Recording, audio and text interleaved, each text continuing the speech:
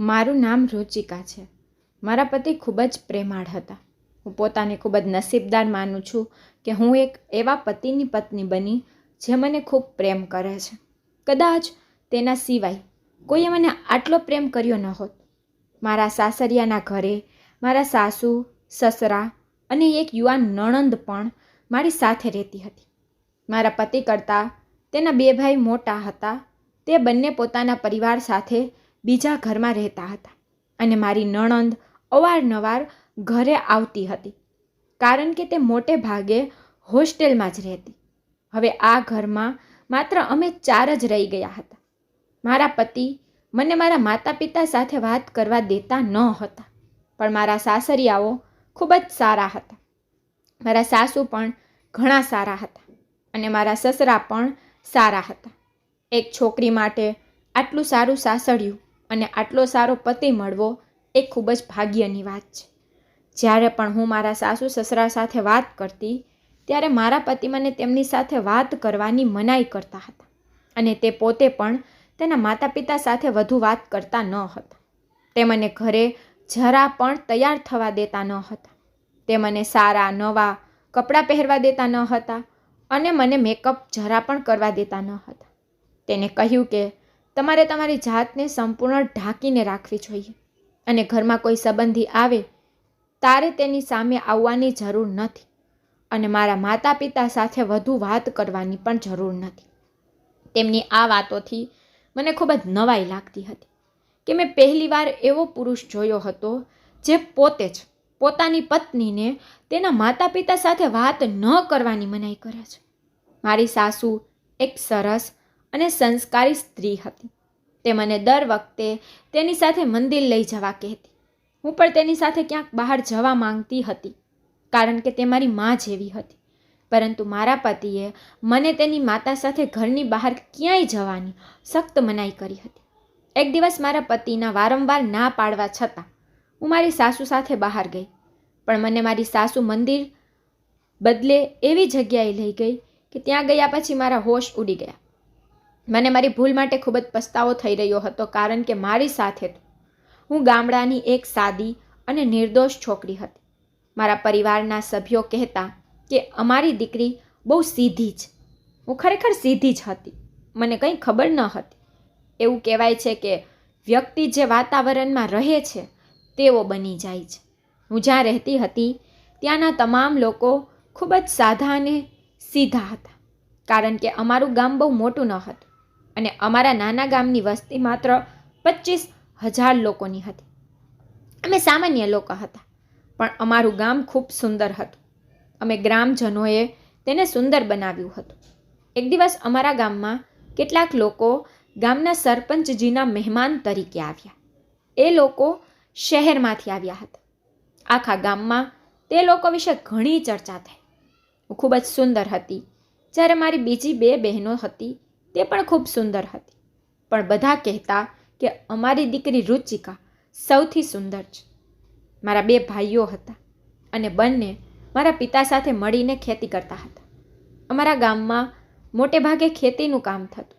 ગામમાં સરપંચજીના ઘરે આવેલા મહેમાનો થોડા દિવસ અમારા ગામમાં સરપંચજીના ઘરે રહેવાના હતા અને તે જ રીતે અમારા ગામમાં વિવિધ સ્થળોએ ફરતા હતા. શહેરના લોકો અમારા ગામની સુંદરતા જોઈ રહ્યા હતા. અમારું ગામ એમને બહુ ગમ્યું. તે 4 લોકો હતા કારણ કે ગામના સરપંચજીનો એક છોકરો ગામમાં ભણતો હતો અને તે 4 છોકરાઓ તેના મિત્રો હતા. તેમાંથી એક મોહિત હતો. તે છોકરાએ મને ગામની પાછળ આવેલા બાગમાં ચાલતી જોઈ હતી. હું મારા મિત્રો સાથે ત્યાં ગઈ હતી. હું 20 વર્ષની હતી જ્યારે મોહિત 28 વર્ષનો હતો. અમે ગામડાની છોકરીઓ તે લોકો વિશે વાત કરતા હતા કે આ શહેરના છોકરાઓ આપણા ગામમાં શું કરવા આવ્યા છે. ત્યારે મારી એક મિત્રએ મને કહ્યું કે એ સરપંચના દીકરાના મિત્રો છે અને અહીં મુલાકાત લેવા આવ્યા છે. મેં તેને પૂછ્યું કે આ લોકો મને આટલા ધ્યાનથી કેમ જોઈ રહ્યા છે. અમને આ વાત સારી ન લાગી, તેથી અમે બગીચામાંથી અમારા ઘરે પાછા ફર્યા. અમારા ગામમાં છોકરીઓ છોકરાઓ સાથે દોસ્તી કરતી ન હતી કે તેમની સાથે વધારે વાત કરતી ન હતી. પછી ધીમે ધીમે હું ઘણી વખત મોહિતને મળી ખબર નહીં કેમ મને મોહિતની નજર પસંદ આવતી. આમ થોડા દિવસો પછી મને ખબર પડી કે મોહિત અમારા ગામથી પાછો તેના શહેરમાં જઈ રહ્યો છે. મને આ અંગે ખૂબ જ અફસોસ થયો. હું તેને મારા હૃદયમાં પ્રેમ કરવા લાગી હતી. બીજા દિવસે મોહિત તેના શહેરમાં પાછો જવાનો હતો. મારી હાલત ખૂબ જ ખરાબ થઈ રહી હતી. મોહિતનો વિચાર મારા મનમાં ફરી રહ્યો હતો. હું આજે પણ બાગ ગઈ હતી, પણ મને રસ્તામાં મોહિતે અટકાવી. આ જોઈ મારા બધા મિત્રો ચોંકી ગયા, કારણ કે મોહિતે મને બધી છોકરીઓની સામે કહ્યું કે મારે તારી સાથે વાત કરવી છે. તેણે બળપૂર્વક મારો હાથ પકડી લીધો અને મને ઝાડ પાછળ આગળ લઈ ગયો. ત્યાં ગયા પછી તે મને કહેવા લાગ્યો કે જુઓ રુચિકા, હું તને ખૂબ પ્રેમ કરું છું. આજે હું મારા શહેરમાં જાઉં છું. હું મારા હૃદયમાં મારા પ્રેમને દબાવીને અહીંથી જવા માંગતો નથી. હું તારી સાથે લગ્ન કરવા માંગુ છું.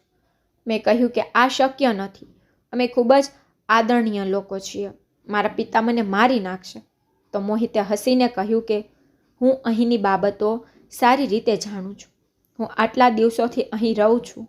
હું આ ગામના રીતિ રિવાજો અને પરંપરાઓને જાણવા માંગતો હતો, અને અહીં રહીને મને ગામડાના દરેક વ્યક્તિ વિશે જાણવા મળ્યું, અને હું તારી સાથે પ્રેમમાં પણ પડ્યો.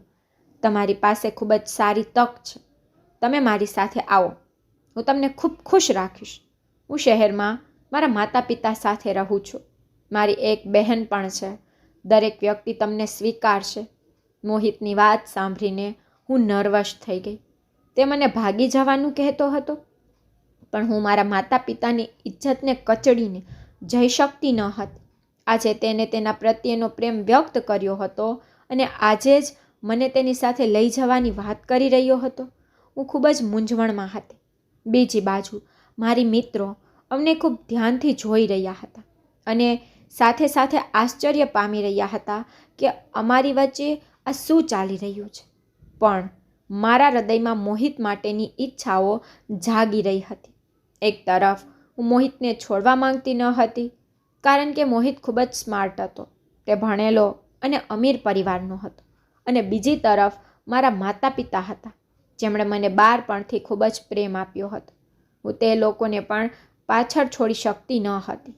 હું સમજી શકતી ન હતી કે શું કરવું. પણ પછી મોહિતે મારી સામે જોયું અને કહ્યું કે તું મૂંઝાઈ રહી છે. તમારા માતા પિતા અમારા લગ્ન માટે સંમત નહીં થાય. તેથી જ હું તને કહું છું કે મારી સાથે આવ. જ્યારે આપણે લગ્ન પછી અહીં આવીશું ત્યારે તારા માતા પિતા રાજી ખુશીથી તારી વાત માની લેશે. લગ્ન પછી કોઈ પણ માતા પિતા તેમના બાળકો પર ગુસ્સે રહેતા નથી, અને તે ગુસ્સો પણ થોડા દિવસો જ રહે છે. તે પછી બધું સારું થઈ જાય છે. મોહિતના શબ્દો મારા મગજમાં સારી રીતે ચોંટી ગયા. તેથી જ મેં નક્કી કર્યું હતું કે હું અત્યારે અને આ સમયે જ મોહિત સાથે ચાલી જઈશ. પછી બધું સારું થઈ જશે. હું ખૂબ જ સીધી, અને આજે આ સીધું પણ મને ડૂબીને લઈ ગયું હતું.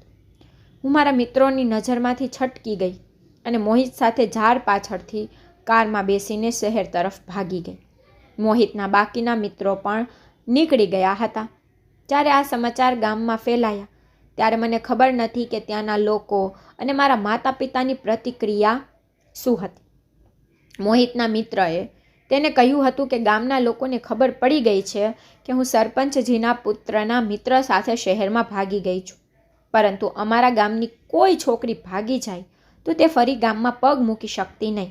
તેથી જ મારા પરિવારે મને શોધવાનો પ્રયાસ પણ કર્યો ન હતો, કારણ કે તેઓ જાણતા હતા કે હું ક્યાં છું. પરંતુ તેઓ મારા પર ખૂબ ગુસ્સે હતા.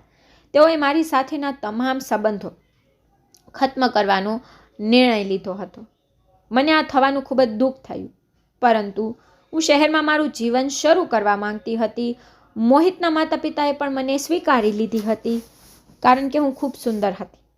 એટલા માટે તેઓએ મોહિતને કશું કહ્યું નહીં, અને તેણે ખુશીથી મને તેની સાથે પરણાવી અને મને તેના ઘરની વહુ બનાવી. તેની એક યુવાન બહેન પણ હતી જે હોસ્ટેલમાં રહેતી હતી. મોહિત મારા સાસુ સસરામાંથી કોઈ સાથે બહુ વાત કરતો ન હતો. મેં તેને તેની બહેન સાથે વાત કરતા પણ જોયો ન હતો. એવું લાગતું હતું કે તે તેનાથી નારાજ છે. અત્યારે મારા સાસરિયામાં મારું જીવન ખૂબ જ સરસ ચાલી રહ્યું હતું. મોહિત મને ખૂબ પ્રેમ કરતા હતા. મને અહીં આવ્યાને 1 અઠવાડિયું વીતી ગયું હતું. મોહિત મને હજુ બહાર જવા દીધી ન હતી.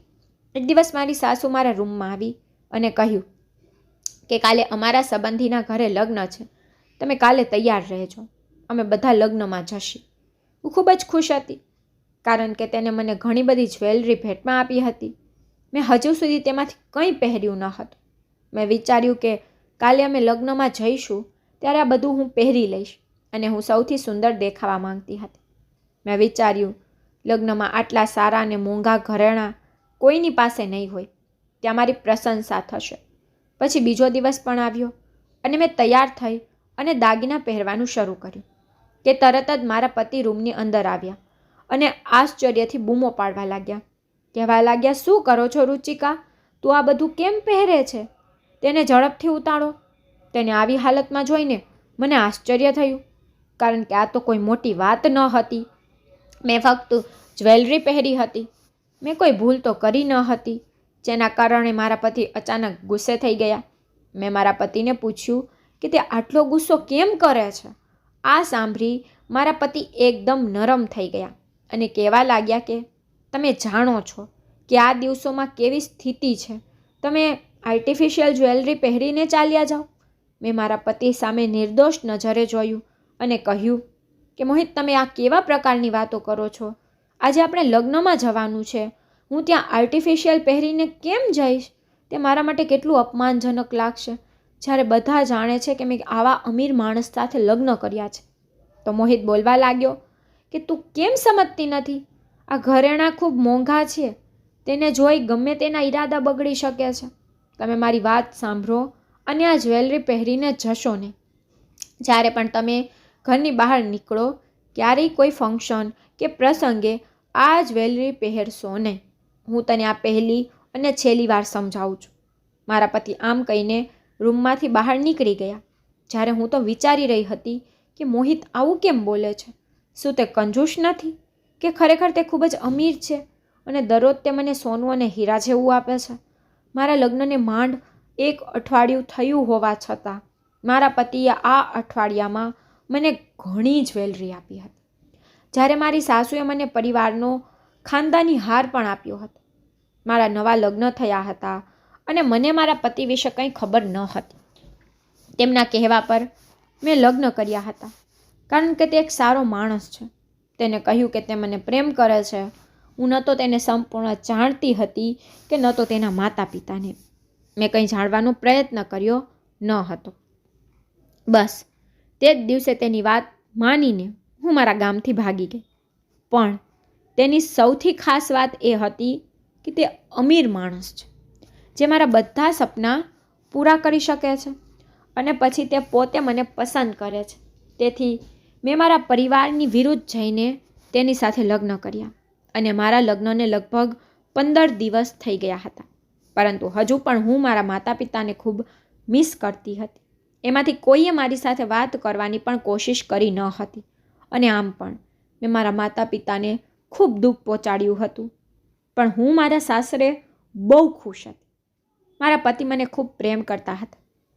ગામડેથી શહેરમાં આવતી વખતે મારું હૃદય ઝડપથી ધબકતું હતું અને રાત્રે હું વિચારતી હતી કે મેં મોહિત સાથે આવવાનો યોગ્ય નિર્ણય લીધો છો કે નહીં. પરંતુ લગ્નની પહેલી રાતે મને મારા નિર્ણય પર ગર્વ હતો. મારા પતિએ પહેલી રાતે મને હીરાની વીંટી આપી અને આટલી મોંઘી ભેટ મેં પહેલી વાર જોઈ હતી. અને પછી મારા સાસરિયાઓએ પણ ખુશીથી મને સ્વીકારી લીધી હતી. અહીંયા આવ્યા પછી તો મારા પગ જમીન પર પણ ન હતા. બધું બરાબર ચાલતું હતું. પણ હવે મારા પતિ મારી સાથે જે કરતા હતા, આ દરમિયાન અમારી વચ્ચે નાની નાની દલીલો શરૂ થઈ ગઈ હતી. અને તે એટલા માટે કે હું તેના દ્વારા આપવામાં આવેલા ઘરેણાં પહેરીને ક્યાંય જઈ શકતી નહીં. પણ મેં મારી જાતને ઠંડકથી સમજાવ્યું કે મારે તેમની સાથે લડવું ન જોઈએ અને મામલો ગમે તે હોય મારે તે સંભાળી લેવો જોઈએ, કારણ કે આ મારા માટે વધુ સારું રહેશે. તેથી જ મને તેની સાથે લડવું યોગ્ય ન લાગ્યું. તે દિવસે અમે લગ્નમાં ન ગયા, પણ આજે અમને બીજે ક્યાંકથી આમંત્રણ મળ્યું હતું. આજે પણ મારી પતિ સાથે આ જ મુદ્દે દલીલ થઈ, પણ મેં મારી જાતને મનાવી લીધી અને પછી અમે બંને પતિ પત્ની લગ્નમાં ગયા. આ દિવસ સારી રીતે પસાર થયો હતો અને મેં આ વખતે આ વાતને વધુ પ્રોત્સાહન આપ્યું નથી, કારણ કે હું મારા પતિ સાથે ઝઘડો કરીને મારું લગ્ન જીવન બગાડવા માંગતી ન હતી. મારી પાસે એક મોટું ઘર હતું, એક કાર હતી અને હું મારા પતિ પાસેથી જે માંગતી તે બધું જ મને મળતું. પરંતુ થોડા દિવસો પછી ફરી એ જ મામલો બન્યો. થોડા દિવસો પછી જ્યારે હું બજારમાં જવા માટે તૈયાર થઈ રહી હતી, ત્યારે મેં મારા કાનમાં સાદી સોનાની બુટ્ટી પહેરવાનું વિચાર્યું. મેં પહેલેથી જ એક સાડી કાઢી અને તેની સાથે સારો મેકઅપ કર્યા પછી અને સારા પોશાક પહેર્યા પછી હું ઘરની બહાર જવા લાગી. ત્યારે અચાનક મારા પતિ ઘરની અંદર આવ્યા અને મને પૂછવા લાગ્યા કે તું આ પોશાક પહેરીને ક્યાં જાય છે અને આ સોનાની બુટ્ટી કેમ પહેરી છે? મેં મારા પતિને કહ્યું કે આ તો સિમ્પલ એરિંગ છે, આ પહેરવામાં શું સમસ્યા છે? તો મારા પતિએ કહેવાનું શરૂ કર્યું કે મેં તને કહ્યું હતું કે તારે ગમે તે પહેરવું હોય પણ તે આર્ટિફિશિયલ પહેરવું.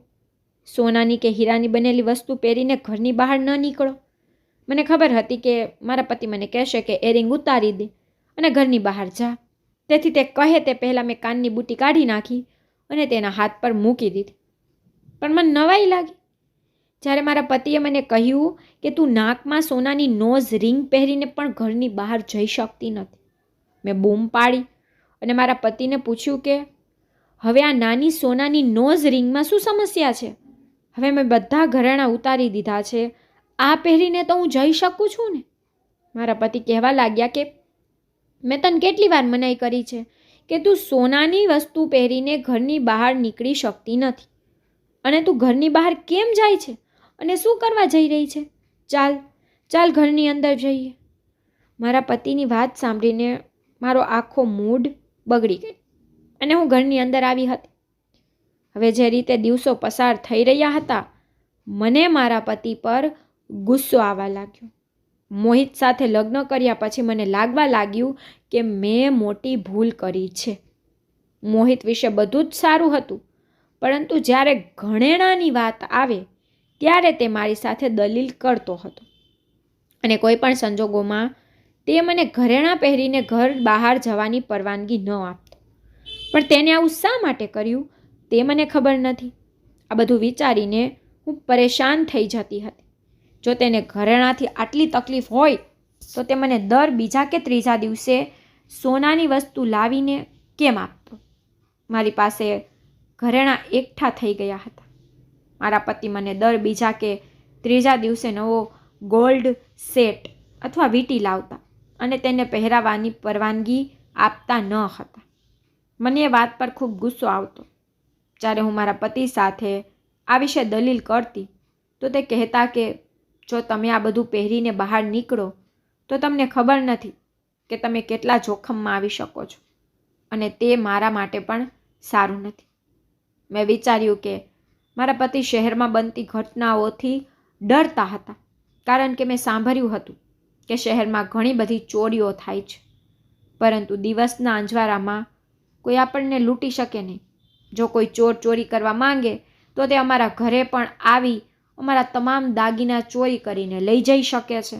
એવું જરૂરી નહોતું કે જ્યારે પણ હું તેમને પહેરીને ઘરની બહાર નીકળું ત્યારે તેઓ ચોરાઈ જાય. મારા પતિએ ઘરે તેના માતા પિતા સાથે વાત પણ કરી ન હતી. મેં તેને ઘણી વખત આ વિશે પૂછવાનો પ્રયત્ન પણ કર્યો, પણ તેને મને કોઈ નવી વાતમાં ફસાવીને મારા મનમાંથી આ પ્રશ્ન કાઢી નાખ્યો. એકવાર મેં મારી નણંદને આ બધું કહ્યું તો તે પણ થોડી મૂંઝવણમાં આવી ગઈ. તેણે મને કહ્યું કે ભાઈ મારી સાથે પણ બહુ વાત કરતો નથી. હું તેની એકમાત્ર બહેન છું, પરંતુ આજ સુધી તેને કોઈ સમજી શક્યું નથી.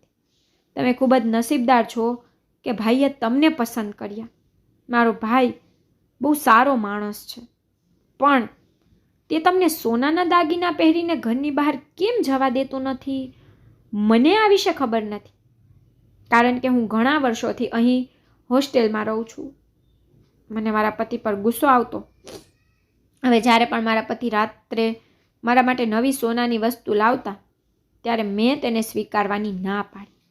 મેં તેમને કહ્યું કે હું આ સામગ્રી લઈ શકતી નથી જ્યાં સુધી તમે મને તેને પહેરવાની પરવાનગી આપશો નહીં. મારા આ નિવેદન પર મારા પતિ ચૂપ થઈ ગયા અને કહ્યું કે રુચિકા, હું તને ખૂબ પ્રેમ કરું છું. હું ફક્ત આ કરવા માટે મજબૂર છું. જુઓ, મેં તને મારી મહેનતના પૈસાથી આ બધું આપ્યું. આ તમારી પાસે સુરક્ષિત રાખો. આ મુશ્કેલ સમયમાં આપણા માટે ઉપયોગી થશે. પણ હવે હું વિચારતી હતી કે મારા પતિ એવું કામ કયું કરે છે કે તે રોજ સોનાની વસ્તુઓ લાવે છે. મને લાગ્યું કે કંઈક ખોટું છે. આ અંગે મેં મારા પતિને પૂછવાનો પ્રયાસ કર્યો તો તેમણે કહ્યું કે હું શું કામ કરું તેની તને શું પડી છે? તને મારા પર વિશ્વાસ નથી? મેં કહ્યું, મને તમારા પર ઘણો વિશ્વાસ છે, તેથી જ તો હું તમારી સાથે અહીં આવી છું. તમારા પતિએ કહ્યું, બસ તારી જિંદગી આમ જ જીવતી રહેજે. હું મારા પતિ પર ગુસ્સે હતી. તેણે મને શબ્દો દ્વારા સમજાવવાનો ઘણો પ્રયાસ કર્યો હતો. મારા સાસરિયાનું ઘર ઘણું મોટું હતું. હકીકતમાં એ સંપૂર્ણ બંગલો હતો. એક ઘરમાં દરેક સુવિધા હતી. મારા પતિ મને સોનાનો હાર આપ્યો અને કહ્યું કે હું તને હંમેશા મારી રાણી બનાવીને રાખીશ. બસ જ્યારે પણ તમે ઘરની બહાર જશો ત્યારે તમારે મારી એ જ એક શરત સ્વીકારવી પડશે. પણ તેની વાત પાછળનો તેનો અર્થ શું હતો? તેને કોઈની સાથે સમસ્યા હતી કે કોઈથી ડર હતો? હું આ સમજી શકી નહીં. મને ખબર નથી કે તે આ રીતે કેમ વાત કરી રહ્યા હતા અને તે મારી સામે વિચિત્ર શરત કેમ મૂકતા હતા. મેં વિચાર્યું કે હું મારા સાસુને મારા પતિની આદત વિશે વાત કરીશ અને આ વખતે મેં નક્કી કર્યું હતું કે જો તે મને બહેલાવવાની કોશિશ કરશે તો હું તેની વાતોમાં નહીં પડું અને માત્ર મારા પ્રશ્નોનો જવાબ તેની પાસેથી જ લઈશ. હું મારા સાસુના રૂમમાં જ્યારે હું તેને મળવા ગઈ ત્યારે તે તેના રૂમમાં હાજર ન હતી. એક નોકરાણીએ મને કહ્યું કે તે એક સંબંધીના ઘરે ગઈ હતી અને 2 દિવસ પછી પાછી આવશે. તેણે મને ફોન કરવાનો પ્રયાસ કર્યો હતો પરંતુ મારો મોબાઈલ સાયલેન્ટ હતો. તો તેણે નોકરાણીને કહ્યું કે નોકરાણી મને તેમના વિશે કહી દેશે. હું સમજી શકતી ન હતી કે મારે આ સમસ્યાનો ઉકેલ કેમ શોધવો. અત્યાર સુધી મને એ પણ ખબર નહોતી કે મોહિત શું કામ કરે છે. એક રાત્રે હું ગાઢ ઊંઘમાં ઊંઘી રહી હતી. પછી અચાનક મેં ગભરાટમાં મારી આંખો ખોલી કારણ કે અચાનક રાત્રે 3 વાગ્યે મારા પતિના નંબર પર કોઈનો કોલ આવ્યો. મારા પતિએ ફોન રિસીવ કર્યો અને ધીમા અવાજમાં વાત કરવા લાગ્યા. મારા પતિને ખબર ન હતી કે હું તેના ફોન પર જાગી ગઈ હતી. મારા પતિ કોઈને કહેતા હતા કે આજે હું ખૂબ થાકી ગયો છું, હું આજે નહીં આવી શકું, આવતીકાલે કોઈ મોટી જગ્યાએ હાથ મારશે.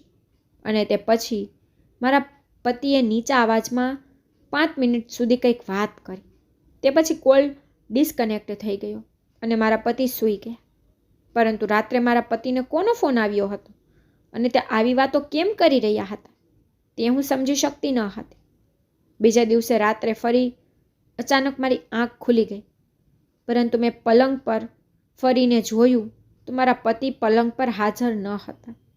મને લાગ્યું કે કદાચ તે વોશરૂમમાં છે પરંતુ તે વોશરૂમમાં પણ ન હતા. પરંતુ બીજા દિવસે સવારે જ્યારે મારી આંખ ખુલી ત્યારે મારા પતિ પલંગ પર હાજર હતા અને પછી તે જ બપોરે તેમણે મને સોનાની ચેન ભેટમાં આપી. જે જોઈને મને આશ્ચર્ય થયું કે મારા પતિ આ સોનાની ચેન ક્યારે લઈને આવ્યા. મેં મારા પતિને કહ્યું કે તમે જે ભેટ આપી છે તે મને રાત્રે કેમ ન આપી?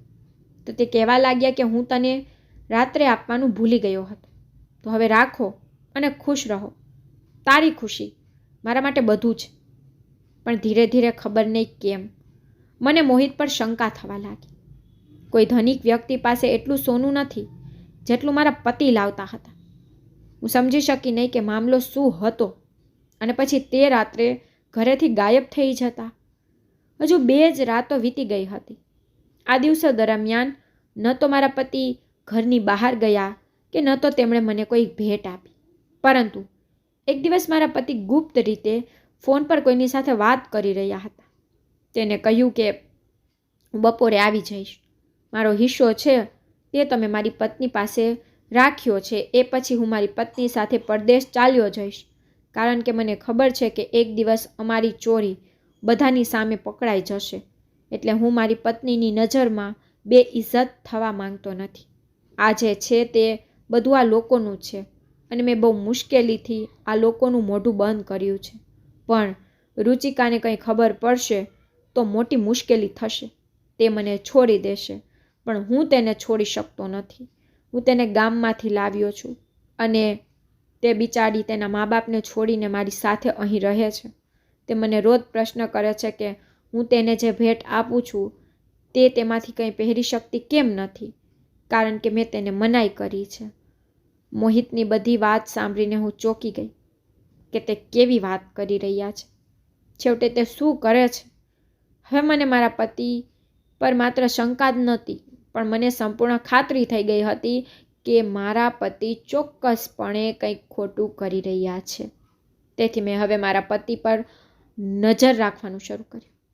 હું રાત્રે પણ મારા પતિ પર નજર રાખતી હતી, પણ મારા પતિ આ 2-3 દિવસથી ક્યાંય જતા ન હતા અને મારા સાસુ પણ હજુ આવ્યા ન હતા. મારા સસરા પણ મારી સાસુ સાથે ચાલ્યા ગયા હતા. પરંતુ આ બંનેને તેમના સંબંધીઓને મળવામાં આટલો સમય કેમ લાગ્યો હતો? એ લોકોને હવે તો આવી જોઈતું હતું. એક દિવસ મારા પતિને કોઈનો ફોન આવ્યો અને મારા પતિએ કહ્યું કે હું અડધા કલાકમાં આવીશ. મને મારા પતિનો પીછો કરવાની સારી તક મળી. મેં વિચાર્યું કે મારે મારા પતિની પાછળ જવું જોઈએ અને જોવું જોઈએ કે આ બધું શું છે. જ્યારે મારા પતિ ઘરની બહાર નીકળ્યા ત્યારે તરત જ 5 મિનિટ પછી હું પણ તેની પાછળ ઘરની બહાર નીકળી ગઈ. પણ આ વાત બહુ વિચિત્ર હતી કે આટલી બધી કાર હોવા છતાં મારા પતિએ રિક્ષા લીધી. હું મારા પતિની પાછળ બીજી રિક્ષામાં જતી હતી. મારા પતિ એક અજાણી જગ્યાએ રોકાયા હતા. હું શહેરની શેરીઓ જાણતી ન હતી, તેથી હું રિક્ષા ચાલક પર નિર્ભર હતી. મારા પતિ રિક્ષામાંથી નીચે ઉતર્યા હતા. મારા પતિ મને ઓળખી ન શકે તે માટે મેં સ્કાર્ફ વડે મારો ચહેરો છુપાવી દીધો હતો. મારા પતિ એક નાના ઘરમાં ગયા હતા જ્યાં ઘણા પુરુષો બેઠા હતા. મેં તે ઘરની અંદર જોયું તો તે બધા મારા પતિના આવવાની રાહ જોઈ રહ્યા હતા. તે પછી તેઓએ કંઈક એવું કર્યું જેને જોઈને મારા પગ નીચેથી જમીન નીકળી ગઈ હતી. તે લોકો પાસે ઘણું સોનું હતું, પણ તે લોકો આટલું સોનું લઈને શું કરી રહ્યા હતા હું સમજી શકતી ન હતી. પછી તેઓએ તેમાંથી થોડું સોનું કાઢીને મારા પતિને આપ્યું અને કહ્યું કે તમારું આટલું બધું મળી ગયું છે, તમે જઈ શકો છો. મારા પતિએ કહ્યું કે પોલીસ કર્મીઓને પણ પૈસા ચૂકવવા પડે છે ને, તમે પોલીસ કર્મીઓને આજ વખતે પૈસા ખવડાવો, કારણ કે દર વખતે હું જ પોલીસને મોં બંધ રાખવા માટે પૈસા આપું છું અને પછી મારો હિસ્સો પોલીસ કર્મીઓને પણ આપવો પડે છે. તો તે શખ્સોએ મારા પતિને કંઈક સમજાવ્યું. તે બાદ મારા પતિ ત્યાંથી બહાર આવ્યા હતા. હું સમજી ગઈ કે મારા પતિ શું કામ કરે છે. ચૂપચાપ ઘરે પાછી આવી. જ્યારે મારા પતિ ઘરે આવ્યા ત્યારે હું પહેલેથી જ તેની રાહ જોતી હતી, કારણ કે આજે હું ફક્ત તેના મોંમાંથી તેનું સત્ય જાણવા માંગતી હતી કે તે કોણ છે અને તે આ બધું શું કરી રહ્યા છે. મારા પતિ ઘરે આવ્યા ત્યારે હું તેમની સામે ઊભી હતી અને મેં તેને પ્રશ્ન પૂછ્યો. હું તેમને કેવો પ્રશ્ન પૂછી રહી હતી તે જોઈને મારા પતિ ચોંકી ગયા. મેં મારા પતિને કહ્યું કે મને ખબર છે કે તમે આ સોનું ક્યાંથી લાવો છો, તેથી તમારે હવે કંઈ પણ છુપાવવાની જરૂર નથી. મારા પતિ મારી સામે શરમ અનુભવતા હતા. પછી તેણે મને જે કહ્યું આ સાંભળીને હું ચોંકી ગઈ. મારા પતિએ કહ્યું કે વાસ્તવમાં તેણે મને પ્રભાવિત કરવા માટે આ બંગલો ભાડે લીધો હતો અને તે તેના માતા પિતા નથી. હકીકતમાં આ દુનિયામાં તેનું કોઈ નથી અને હું જેની સાથે ફોન પર વાત કરતી હતી તે છોકરી મારા પતિની મિત્ર છે. જેથી હું સંપૂર્ણ ખાતરી કરી શકું તે પરિવાર મોહિતનો જ છે. મોહિતે મારી સાથે લગ્ન કરવા માટે આવું કર્યું હતું. મોહિત પાસે ઘણું સોનું છે, પરંતુ તે તેને વેચી શકતો નથી કારણ કે તે તમામ સોનું બેંકમાંથી ચોરેલું છે. તેમનું એક આખું ગ્રુપ છે. આ તમામ લોકો બેંકમાં લૂંટ ચલાવે છે અને ત્યાંના લોકરમાં રાખેલા તમામ સોનું ચોરી કરે છે. પોલીસ અત્યાર સુધી આ લોકોને પકડી શક્યા નથી. કારણ કે આ લોકો માસ્ક પહેરેલા ચોર છે, જેમની ઓળખ હજુ સુધી જાણી શકાય નથી. મારા પતિ અને તેમના જૂથના લોકો ગમે તે દિવસે પોલીસને હાથે પકડાઈ જશે. મારા પતિ અમારા ગામના સરપંચ પાસે ગયા હતા અને તેમણે મને ગામમાં જોઈ ત્યારે તેઓ મારા માટે પાગલ થઈ ગયા. પરંતુ તે પહેલેથી જ ચોર હતા. તેણે મને તેની વાતોમાં લીધી અને મારા ખાતર તેને આ બંગલો અને નકલી માતા પિતા રાખવાની વ્યવસ્થા કરી, જેથી હું તેની સાથે લગ્ન કરીને અહીં તેની સાથે રહી શકું. તેણે તેના નકલી માતા પિતા સાથે વધુ વાતચીત કરી ન હતી, તેથી જ મને તકલીફ પડી રહી હતી. હું સમજી શકી નહીં કે મને કેવી રીતે મૂર્ખ બનાવવામાં આવી હતી. મોહિતે મને ઘરેણાં પહેરીને ઘરની બહાર જવાની મનાઈ કરતા હતા, કારણ કે જો હું ઘરેણાં પહેરીને ઘરની બહાર નીકળું તો કોઈ પણ વ્યક્તિ તેને ઓળખી શકે છે અને આ મારા પતિને પકડી શકે છે. મોહિત ખૂબ જ હોશિયાર વ્યક્તિ હતો. તેણે મને લગ્નના 2 મહિનામાં મૂર્ખ બનાવી, પરંતુ જ્યારે તેના માતા પિતાને ખબર પડી કે તે ચોરીનો માલ છે, ત્યારે તેણે તેના તમામ પૈસા મને આપી દીધા અને પોતે બહાનું બનાવીને અહીંથી ચાલ્યા ગયા. મોહિત અને તેના જૂથ સામે પોલીસ રિપોર્ટ નોંધાવવાની તેમની હિંમત ન હતી, કારણ કે મોહિત ખૂબ જ ખતરનાક હતો અને જો તેઓ મોં ખોલશે તો તેને જાનથી મારી નાખવાની ધમકી પણ આપી હતી, જેથી તેઓ બહાનું બનાવી અહીંથી ભાગી ગયા હતા. તેથી મોહિત ન હતા ઈચ્છતા કે હું આ વિશે જાણું, પણ મેં મારું કામ કરી લીધું હતું. મોહિતનું સત્ય જોઈને જ્યારે હું ઘરે આવી ત્યારે મેં સૌથી પહેલું કામ પોલીસને બોલાવી અને બધું કહ્યું. પોલીસ થોડી જ વારમાં ઘરે પહોંચી જવાની હતી. મોહિતે કહ્યું હતું કે તે મને ખૂબ જ પ્રેમ કરે છે અને તેણે મને મેળવવા માટે અડધાથી વધુ જૂઠ બોલ્યા હતા. તે મને છોડવા માંગતા ન હતા. તેને તેનું ઘણું સોનું મારી પાસે ભેગું કર્યું હતું અને તે મને વિદેશ લઈ જવા માંગતા હતા, જેથી તે અહીંનું સોનું વેચીને મારી સાથે સુખી જીવન જીવી શકે અને મને કશાની જરૂર ન પડે. તે શું કરે છે તેના વિશે મને ક્યારેય કોઈ સમાચાર ન હતા, પરંતુ ભગવાનનું સારું થયું કે મને તેના પર શંકા થઈ. મોહિત મારી પાસે માફી માંગી રહ્યા હતા કે મને માફ કર, પરંતુ મેં મારા માતા પિતાને તેના ખાતર અને તેને કહ્યા વિના છોડી દીધા અને તેની સાથે અહીં આવી. મને ખબર નહોતી કે મોહિત આટલો ખરાબ વ્યક્તિ છે. પોલીસે મોહિતની ધરપકડ કરી હતી. આજે આ તમામ લોકોને પોલીસને હવાલે કરાયા. પોલીસે મને ઇનામ આપવાનું નક્કી કર્યું, પરંતુ હું કોઈનું ઇનામ લેવા માંગતી ન હતી, પરંતુ હું માત્ર એટલું જ ઈચ્છતી હતી કે મારા માતા પિતા મને માફ કરે અને મને પાછી બોલાવે. હું મારા ગામમાં અને મારા સાદગીભર્યા જીવનમાં ખૂબ જ ખુશ હતી. મોહિતની વાસ્તવિકતા જાણ્યા પછી મને આ બંગલો, પૈસા, શહેર ખરાબ લાગવા લાગ્યું હતું. મેં પોલીસને વિનંતી કરી હતી કે તમે લોકો મારી સાથે આવો અને મારા માતા પિતાને મારાથી થયેલી ભૂલ સમજાવો. મારા માટે આ સૌથી મોટું ઇનામ હશે.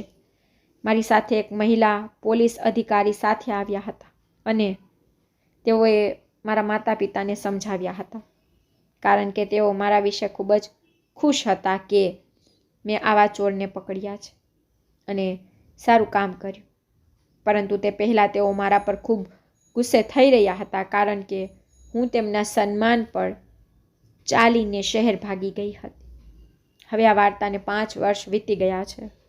હું ગામમાં મારા માતા પિતા સાથે ખૂબ જ ખુશ છું.